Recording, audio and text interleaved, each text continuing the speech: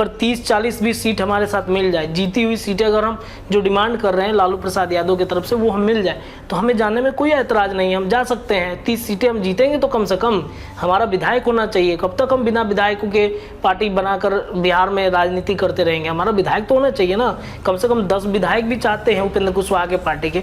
तो ये कहीं ना कहीं स्थिति है और बहुत अच्छे हैं, बाबू अच्छा है, जब साथ छोड़ के चला जाता है तो बाबू तुम बहुत गंदे हो, ये स्थिति हो जाता है।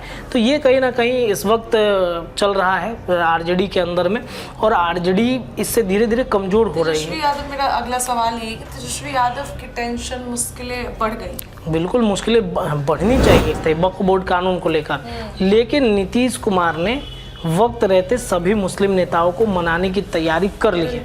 और आप देखिएगा नीतीश कुमार ने मुस्लिम समुदाय के नेताओं के साथ एक बैठक की है, और इस बैठक में उन्हें खुश करने की कोशिश की गई है। सरकारी योजनाओं में आपने देखा कि जमा खान ने ऐलान कर दिया कि जो मुस्लिम समाज में ये एनडीए गठबंधन में घटक दलों को पच नहीं रहा है। क्या मनन मिश्रा जो हैं वो जिस तरीके से एनडीए गठबंधन उनको प्रमोट कर रहा है, ऐसे में किसी बड़े नेता को भेजा जा सकता है था। आप कई गठबंधन के साथियों के साथ कल लगातार हम मिल रहे थे, लोगों से बातचीत कर रहे थे अलग अलग पार्टी कार्यालयों में जाकर के, तो वो पनोरमा ग्रुप जो सोचता है वो करता है। नमस्कार, भारत लाइव देख रहे हैं आप, और ये भारत लाइव का विशेष कार्यक्रम रातों रात है। देखिए, बिहार की राजनीति में बहुत कुछ चल रहा है, कब क्या हो जाए कुछ कहना मुश्किल है। क्या खबरें चल रही है, क्या नहीं चल रही है, तमाम खबरें के साथ रत्नेश के साथ मैं मौजूद हूँ। रत्नेश से एक बार चर्चा करूंगी कल की खबरों के बारे में, और आज जो खबरें चलेंगी उनके बारे में भी हम चर्चा करेंगे, और आज जो कुछ भी होने वाला है उस पर भी एक नज़र डालेंगे। पहले रत्नेश से चर्चा करेंगे। रत्नेश, अब चिराग जिस तरीके की नाराज़गी जाहिर कर रहे हैं केंद्र सरकार की तरफ से, जो भी एक तरीके से योजना आ रहा है उस पर चिराग लगातार नाराज़गी जाहिर कर रहे हैं। क्या है चिराग पासवान अब क्या चाह रहे हैं? चिराग पासवान ने जो चाहा उनको मिल गया केंद्र सरकार की तरफ से। आपने देखा कि 5 सीटों पर उनकी दावेदारी थी लोकसभा चुनाव में, और 5 सीटें उनको मिल गई। चिराग पासवान को मंत्रालय मिलना था, चिराग पासवान को मंत्रालय भी मिल गया।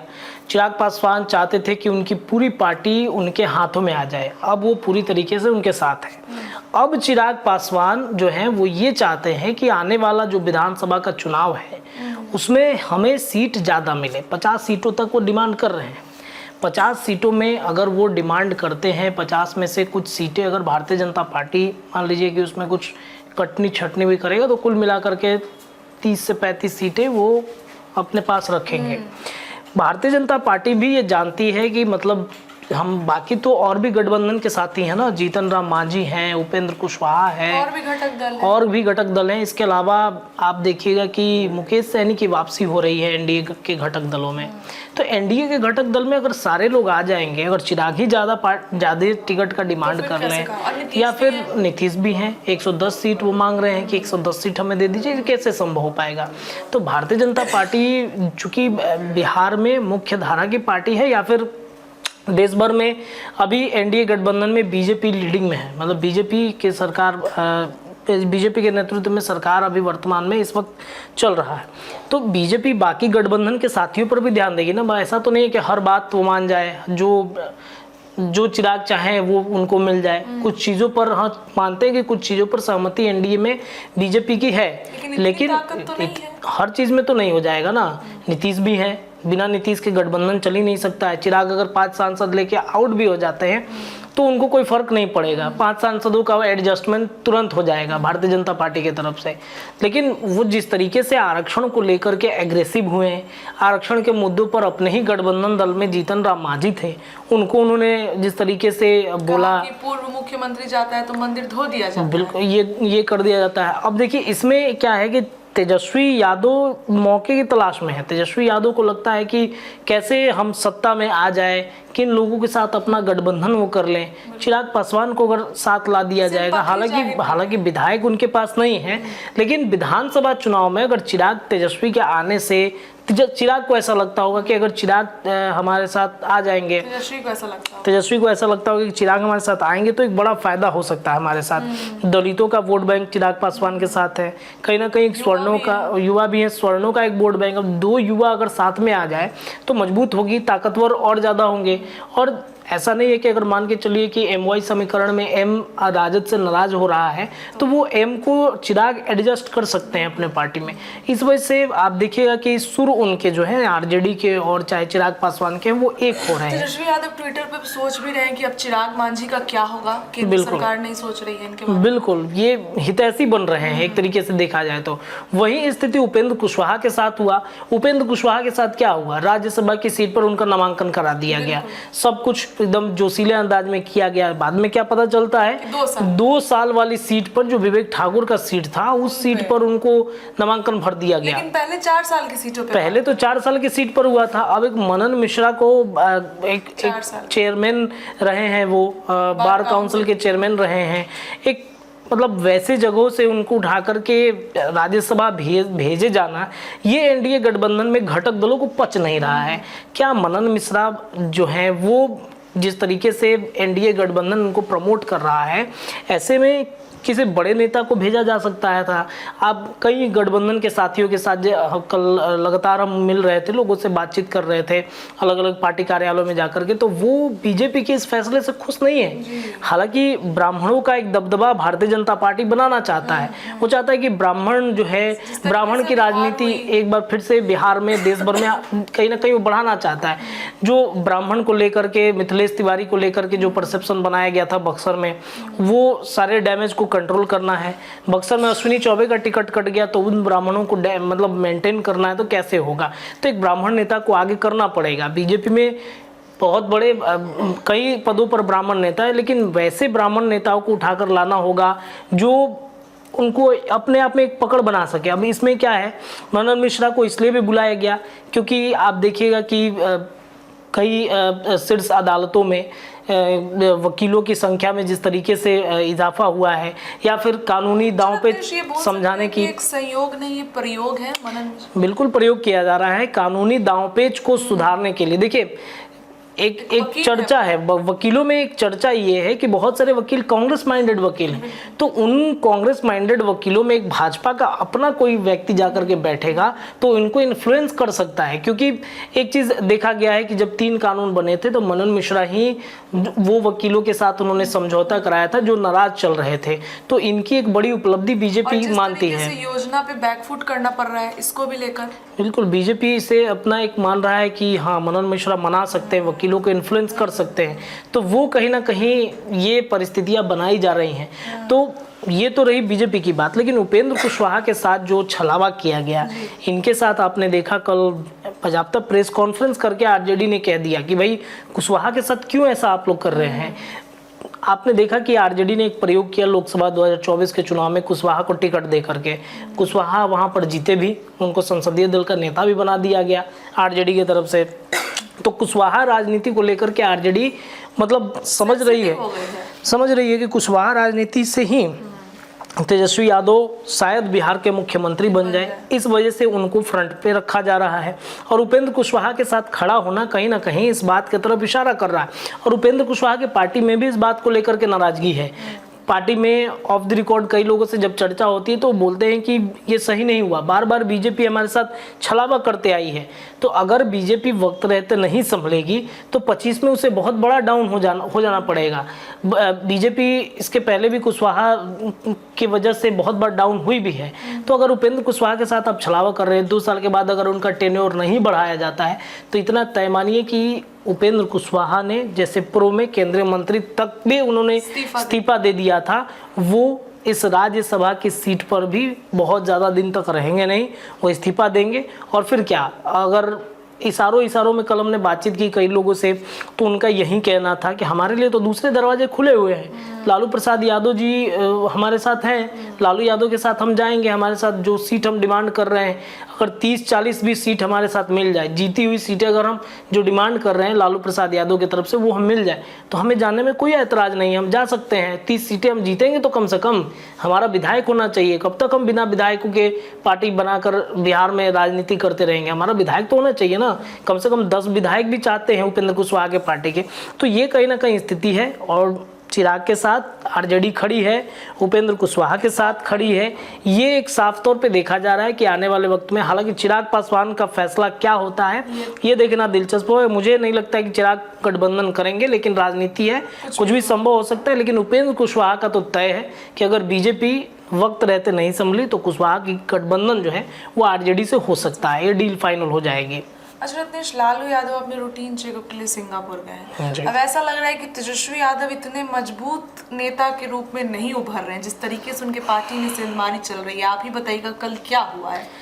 उनकी पार्टी में सेंधमारी तो पूर्व से ही जारी है। जब जब लालू प्रसाद यादव पार्टी का कमान छोड़ते हैं या थोड़ा सा मतलब धागा एक जो बांधे हुए अपने हाथ में लपेटे हुए वो धागा थोड़ा सा ढीला करते हैं तो उस धागे से एक परत कोई निकाल लेता है, धागा पतला करने की कोशिश की जाती है, एक परत निकलता है। आपने देखा कि पूर्व में ही हम लोगों ने दावा कर दिया था, हमारे संपादक ने भी कह दिया था कि श्याम रजक जो एक बड़े नेता हैं, लालू प्रसाद यादव के मतलब बेहद करीबी कहे जाते हैं, राइट हैंड में गिने जाते हैं वो श्याम रजक जब पार्टी छोड़ के भाग सकते हैं तो उस पार्टी के अंदर भगदड़ मचना लगभग तय है। और श्याम रजक तो अभी एक नेता के तौर पे भाग रहे हैं, कई लोगों के लाइन है, कई लोग लाइन लगा के खड़े हैं कि भागना है, दूसरे दरवाजे की तरफ जाना है, हमें संभावनाएं उनके लिए बहुत मिल रही हैं उस दरवाजे में।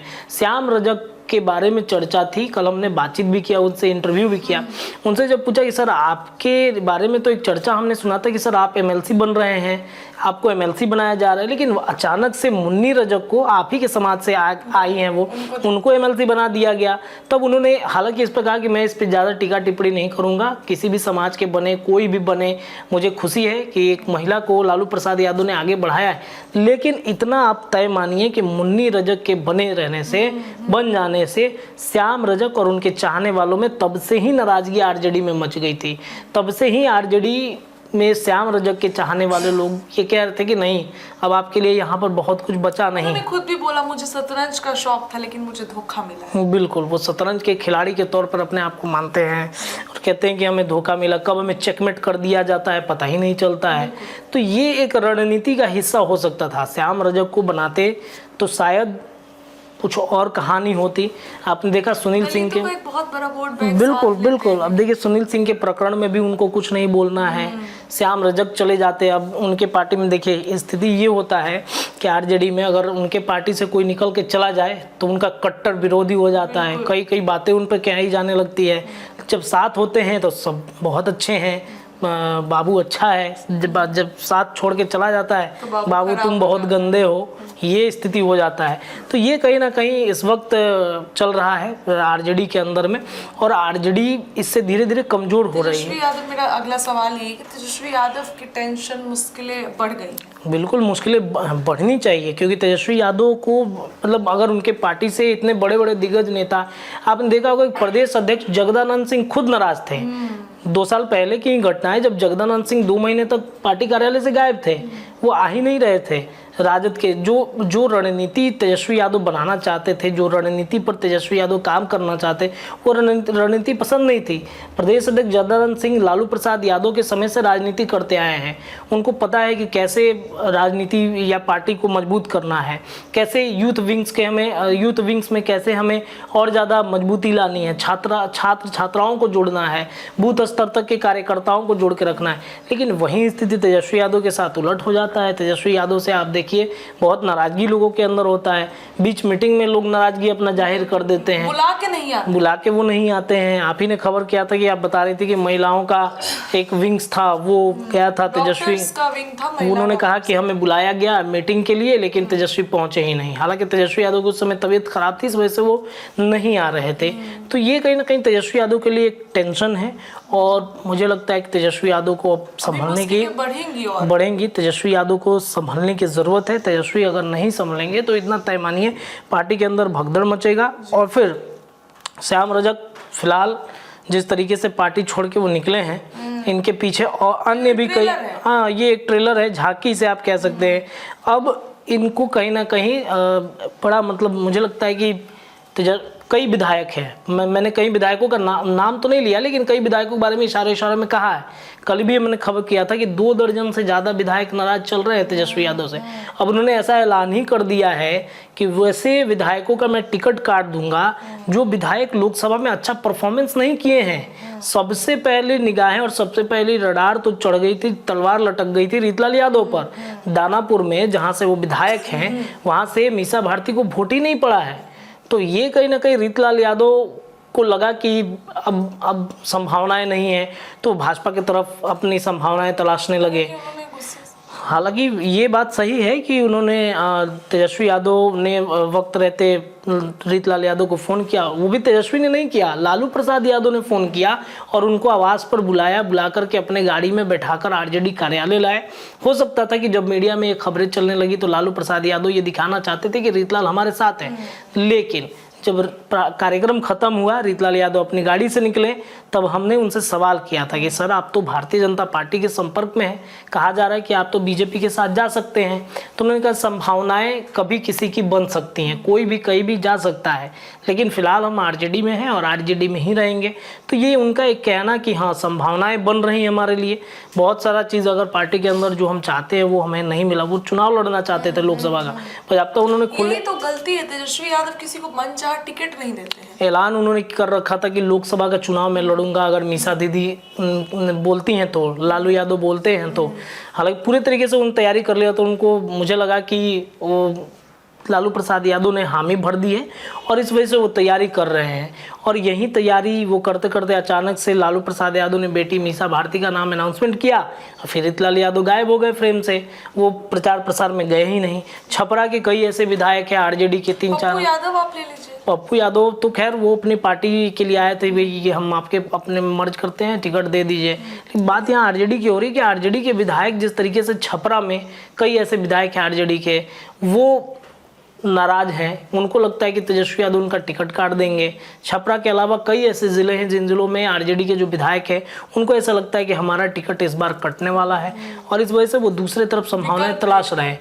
तीसरा विकल्प एक आजकल प्रशांत किशोर के आ गए हैं। प्रशांत किशोर मुस्लिम समुदाय में उन्होंने कहा कि 70 टिकट हम देंगे अल्पसंख्यक समुदाय के। अब बताइए 70 टिकट, अब क्या भगदड़ नहीं मचेगा? जो मुस्लिम समाज के नेता विधायक का चुनाव लड़ना चाहते हैं आरजेडी के टिकट से, उनको नहीं मिलेगा तो क्या करेंगे? वो जाएंगे दूसरे तरफ, वो चले जाएंगे। जदयू में उनको मौका नहीं मिला, बीजेपी तो खैर जाएंगे नहीं, बीजेपी में नहीं मौका मिला, जदयू में नहीं मौका मिला, तीसरे प्रशांत किशोर की तरफ जा सकते हैं। या अन्य पार्टियां हैं जैसे चिराग पासवान की पार्टी हो गई, जीतन राम मांझी की पार्टी हो गई, उपेंद्र कुशवाहा की पार्टी हो गई, उसमें अगर उनको संभावना मिलती है तो उस तरफ वो भागेंगे। दिल जिले की पार्टी भी है प्रशांत किशोर, बिल्कुल प्रशांत किशोर की पार्टी में जा सकते हैं। तो ये कहीं ना कहीं तेजस्वी यादव के लिए टेंशन का समय है।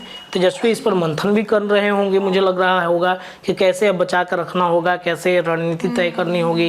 लालू प्रसाद यादव फ़ोन कर रहे होंगे, लालू यादव उधर जाते हैं सिंगापुर, इधर श्याम रजक, उसके बाद श्याम रजक के बाद देखिएगा 2-3 दिन में कुछ और लोग आएंगे, फिर 3-4 दिन बाद किसी और का गिरेगा इस्तीफा, फिर 3-4 से ही धीरे धीरे क्या होगा, पिलर धंसते चला जाएगा। अच्छा, अब भतीजे को मनाने में लग रहा है कि सीएम नीतीश लग चुके हैं कि उनका भतीजा नाराज है। क्या भतीजे को अब क्यों मनाएंगे? वो भतीजे से अब उनको क्या मतलब है? भतीजा को मतलब होना चाहिए नीतीश कुमार से कि अगर चाचा आएंगे तो एक बार फिर हम सरकार में आएंगे, हमारा सरकार बनेगा, सत्ता में एक बार फिर से हम रहेंगे। और इधर ये भतीजा वेट एंड वॉच में है कि चाचा तो अब बहुत प्यार करेंगे हमसे, लेकिन चाचा खुद उनके ही पार्टी में सेंधमारी करने में जुटे हुए हैं। वक्फ बोर्ड का जो कानून है, जिस कानून को लेकर के चर्चाएं काफ़ी तेज़ थी। हालांकि एक चीज़ और दिख रहा है कि जदयू में भी नाराज़गी मुस्लिम समुदाय के नेताओं में थी। कई नेता, कई एमएलसी जो हैं वो नाराज़ थे वक्फ बोर्ड कानून को लेकर, लेकिन नीतीश कुमार ने वक्त रहते सभी मुस्लिम नेताओं को मनाने की तैयारी कर ली है। और आप देखिएगा नीतीश कुमार ने मुस्लिम समुदाय के नेताओं के साथ एक बैठक की है और इस बैठक में उन्हें खुश करने की कोशिश की गई है। सरकारी योजनाओं में आपने देखा कि जमा खान ने ऐलान कर दिया कि जो मुस्लिम समाज में फोकानिया इंटरमीडिएट या फिर अन्य जो उर्दू यूनिवर्सिटीज होती है, उर्दू शिक्षण संस्थान होते हैं, उससे अगर निकल कर के आप मैट्रिक इंटर के परीक्षा में अगर फर्स्ट डिवीज़न से पास होते हैं तो आपको राशि भी आवंटित कर दिया गया है। राशि भी दिया गया है, आपको राशि भी तय कर दिया गया है। तो ये कहीं ना कहीं नीतीश कुमार मुस्लिम समुदाय की नाराजगी को मनाना चाहते हैं। मदरसा को भी लेकर उन्होंने ऐलान, मदरसा को लेकर के भी उन्होंने ऐलान किया है। देखिए क्या चल रहा है, देखिए पिछले दिनों एक मतलब किताब था, वो किताब मदरसों को लेकर के उनमें कि पाकिस्तान में प्रकाशित पुस्तकों से पढ़ाई के साथ कई गंभीर आरोप लगे थे। इस मुद्दे पर सरकार खामोश थी और इस कारण मुस्लिम समाज में आक्रोश था। इसके साथ केंद्र सरकार वक्फ बोर्ड 2024 लाई, जिसमें वक्फ बोर्ड के रूप में पहचानी गई सरकारी संपत्ति वक्फ नहीं माने जाने का नियम बना दिया। ये मुद्दा नीतीश कुमार के सामने रखा गया है। अब नीतीश कुमार ने अचानक आवास पर एक बैठक बुलाई मुस्लिम नेताओं के साथ, और बैठक बुला करके उन्होंने कह दिया है कि ऐसी चीज़ें नहीं है, जो भी गड़बड़ियाँ होती हैं उन पर उस पर चर्चा करेंगे। अब देखिए किन किन मुद्दों पर चर्चा हुई है। तो वक्फ बोर्ड संशोधन विधेयक, इसमें मुस्लिम समाज जो नाराज थे उनको ये दूर करने की बातचीत की गई है। मदरसों की स्थिति और कब्रिस्तान के जीर्णोद्धार पर भी चर्चा की गई है। मदरसा और कब्रिस्तान के जीर्णोद्धार के लिए नीतीश कुमार ने अपनी हर सरकार में अच्छा फंड जारी किया है और इस बार भी वो अच्छा फंड जारी करेंगे, ऐसा उन्होंने आश्वासन दिया है। वक्फ संशोधन विधेयक में जदयू कोटे से मंत्री ललन सिंह ने केंद्र सरकार के साथ सहमति दिखाई थी। इसका असर मुख्यमंत्री के वोट बैंक पर ना हो, इसलिए सीएम ने मुस्लिम समाज को लेकर कई आश्वासन दिए हैं। वक्फ बोर्ड की जो जमीन अधिग्रहण की गई है उसको भी मुक्त करने का आश्वासन दिया गया है। इसके साथ ही उन्होंने कहा है कि बिहार के अलग अलग जिलों में 21 मदरसे खोले जाएंगे। इसके अलावा विधानसभा चुनाव से पहले मुस्लिम समाज के हित के लिए कई नई योजनाएं जो हैं वो चालू की गई हैं और चालू की जाएंगी। शैक्षणिक संस्थान से लेकर के जो गरीब मुसलमान हैं उनको उनके घर बनवाने से लेकर उनको हर महीने की सहायता राशि से लेकर हर परिस्थितियों पर नीतीश कुमार ने मोर्चा संभाल रखा है कि मुस्लिम को नाराज नहीं करना है। अगर राजद से छिटक रहे हैं, जदयू में आएंगे तो एक बड़ा वोट बैंक हमारे साथ आएगा। 18% की आबादी मुसलमानों की, उसमें से नीतीश कुमार सेंधमारी करने में लगे हुए हैं, नाराज मुसलमानों को मनाने के लिए लगे हुए हैं और इस वजह से मुझे लगता है कि तेजस्वी और आरजेडी की चिंताएं बढ़ गई हैं। जी धन्यवाद रत्नेश। देखिए तमाम मुद्दों पर रत्नेश से हमने चर्चा की, क्या कुछ चल रहा है और आज क्या होने वाला है, इस पर भी हमने चर्चा की और आज की खबरों पे हमारी नजर रहेगी। कल तक आपके पास खबरें पहुंचाएंगे रातों रात में। बहुत बहुत धन्यवाद। पनोरमा ग्रुप, जो सोचता है वो करता है। अगर ये वीडियो पसंद आई और वह बिहार के राजनीति और बिहारियत से सरोकार रखेनी तो सब्सक्राइब बटन दबा के चैनल के सब्सक्राइब कर ली। ओजे एगो घंटी बा, ओकरा बटन दबा देला से कुल सटीक और मारक खबर रुआ मुफ्त में मिल जाई। अगर रुआ पत्रकारिता के हमनी के नया प्रयोग में सहयोग कर चाहतानी तो ज्वाइन बटन दबा दी। पेटीएम नंबर नोट कर ली 9386816700। धन्यवाद।